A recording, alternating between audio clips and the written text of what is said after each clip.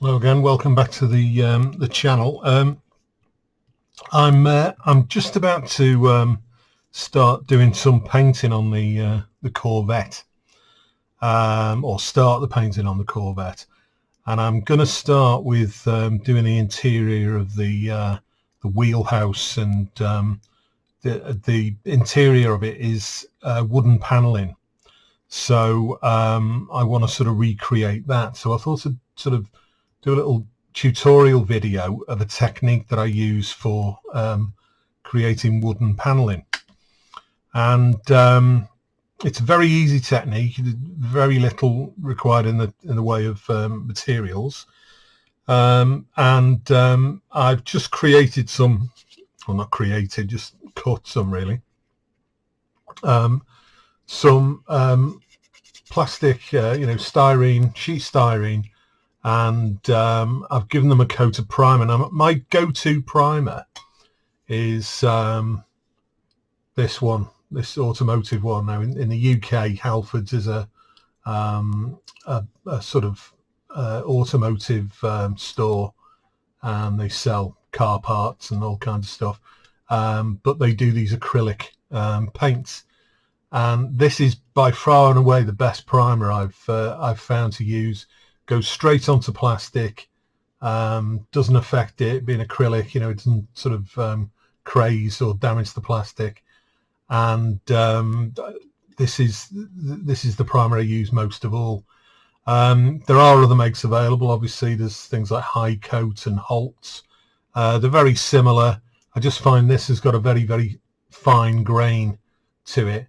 And it's not dissimilar to the Tamiya primer. However, it does work out cheaper than buying tins of Tamiya primer.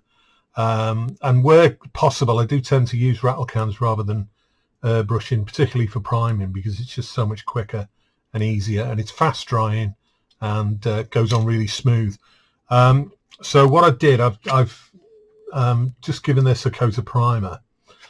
And then this yellow colour that's gone on top of it is another Halfords primer, and it's this one.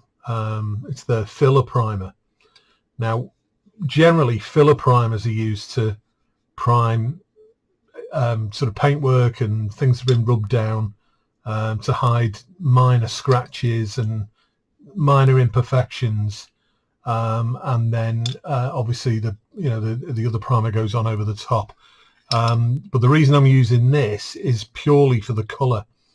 And although this looks quite yellow, when it's just put on a light coat over the grey primer, it comes out this kind of mustard colour, this mustard yellow. So this was put on a couple of days ago, and it's quite dry now. It's quite ready to paint. And I've done a couple of pieces of this just to show off this technique that I'm going to show you, involving some oil paint and oil medium. So as you can see here, I've got a couple of things here. I've got a liquid gel and just a regular Van Dyke brown oil paint, and a couple of brushes. And I'll show you the gel first. So the gel, if you're looking to buy any of this, I think there's other people make it. This just happens to be Winsor & Newton. I've had this for, I don't know, 3 or 4 years, and I've only used that amount in the top.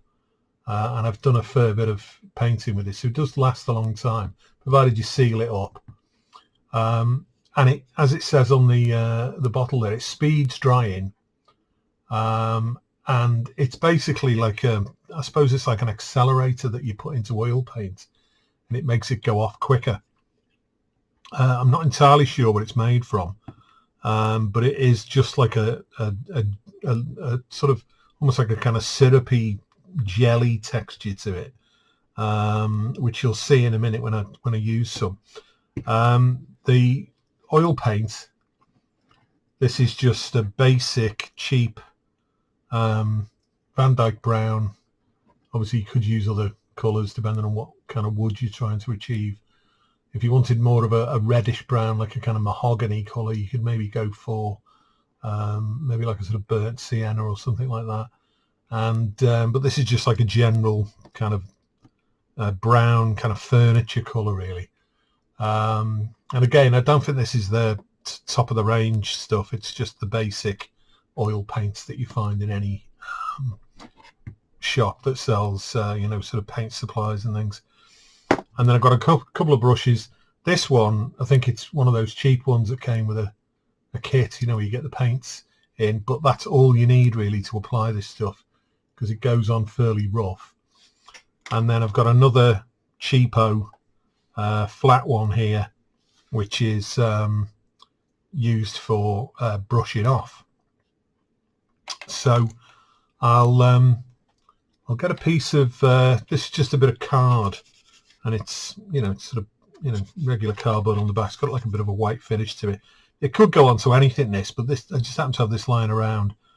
I think it came out of a packet of something, but this sort of shinier side is quite good for mixing paint on, because it doesn't sink straight into the card.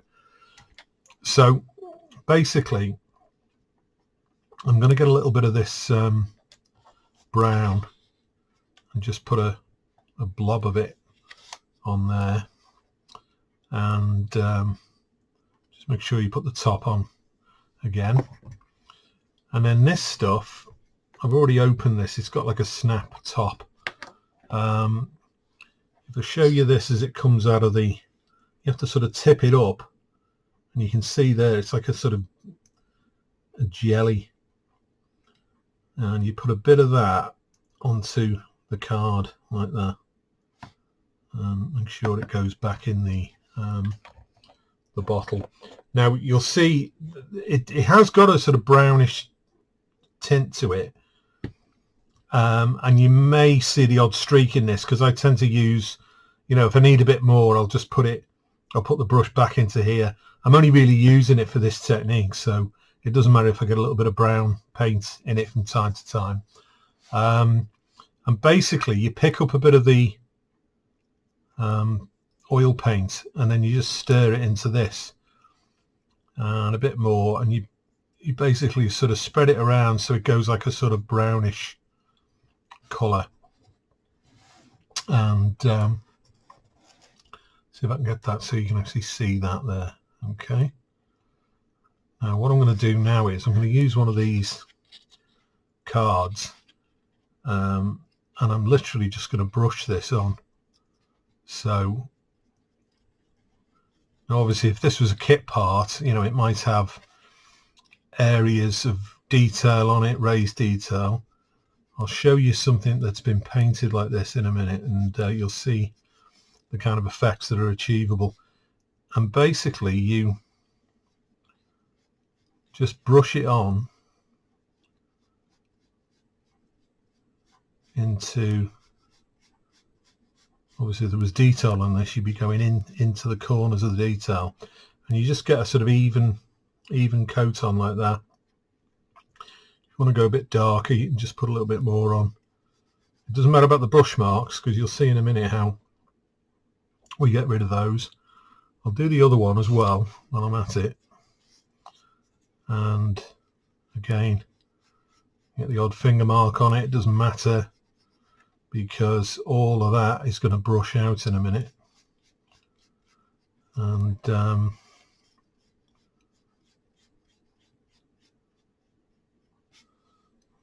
this round. You might want to wear gloves for this. I mean, it's relatively innocuous oil paint if you wash your hands afterwards. Just don't go eating anything while you're using it. So there's another one there. And what I tend to do is just leave that to dry off for about 5 minutes, and once it's done that, you'll find that it sort of stiffens up slightly. So at the moment that's very liquid. You can see it's quite shiny, it's quite liquid, and some of that shine goes off it after about 5 minutes, and it does thicken up the paint. So if you've ever used oil paints in the past, you'll know that they can take days to dry sometimes. This generally goes off after you've done the other brushing technique. It generally goes off overnight, and then I've overcoated it with a lacquer. But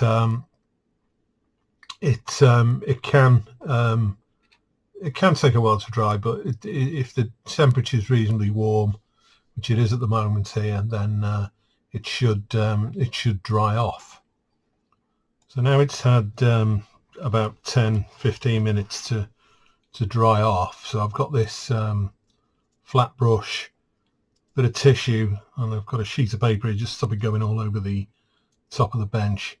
And basically you just use the dry brush to very lightly brush it out and wipe off the excess, and you just bring the brush down, and it starts to add like a bit of grain texture to it. Now with this being a flat panel, it might need a second application. Once you've done the first one, you need to leave it to dry and then do a second application. But it depends how much of a grain effect you want, really. Generally it works better on areas where there's a bit of detail and it's got something to catch on to, you know, some panel lines and things like that. But you start to get this really sort of realistic looking grain pattern in it, not unlike you'd get maybe in a sheet of plywood or something.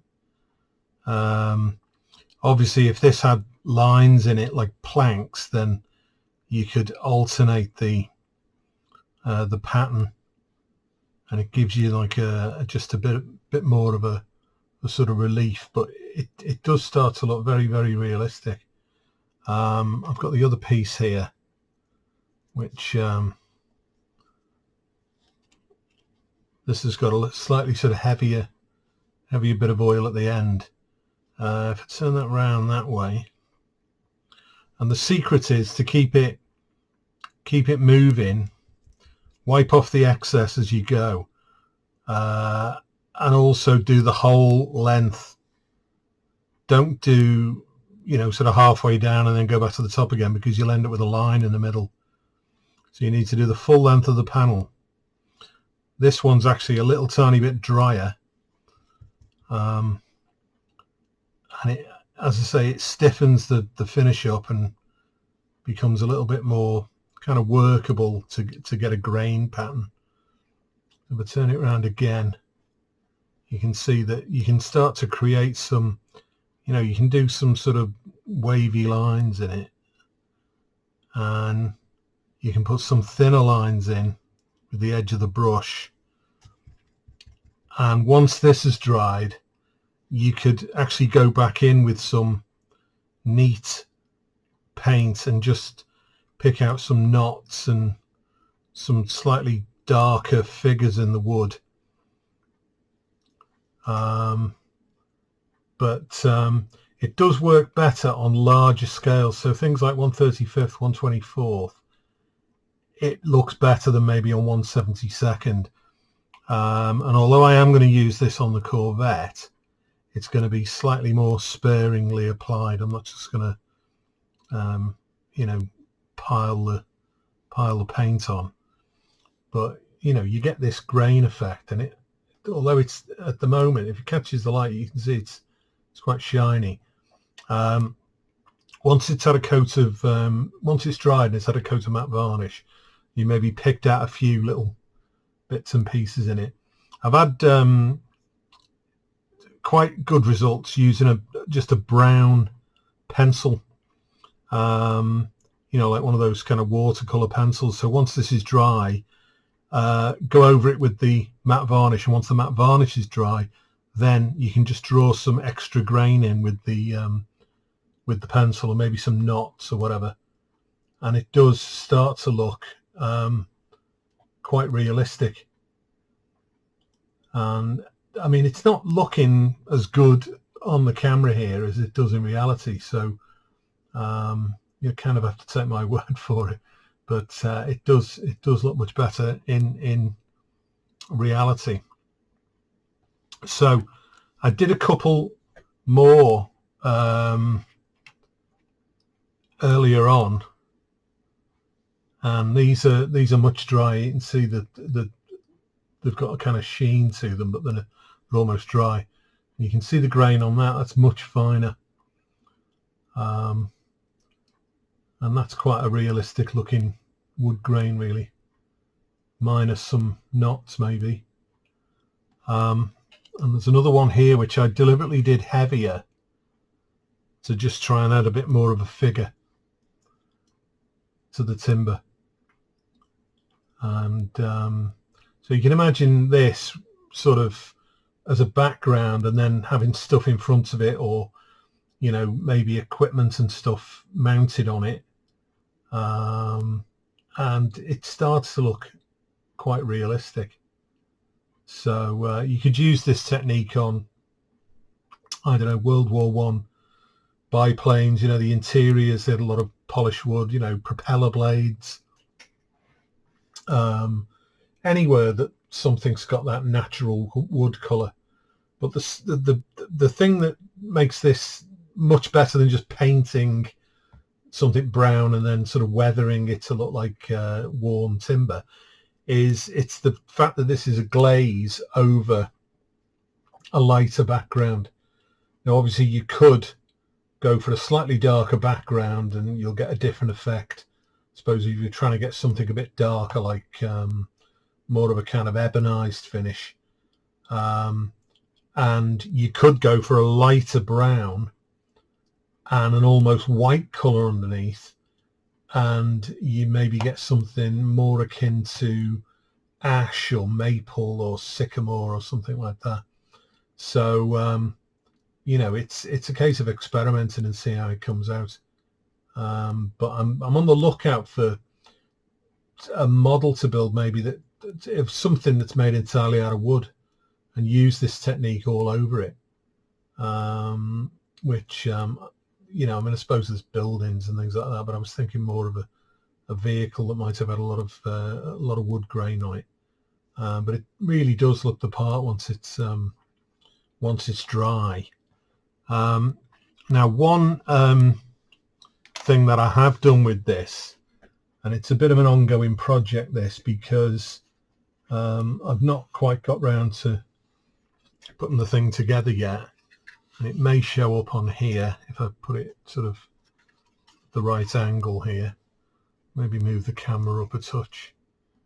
And this is part of the interior for the Trumpeter 148th U-boat, and you can see there's the radio room.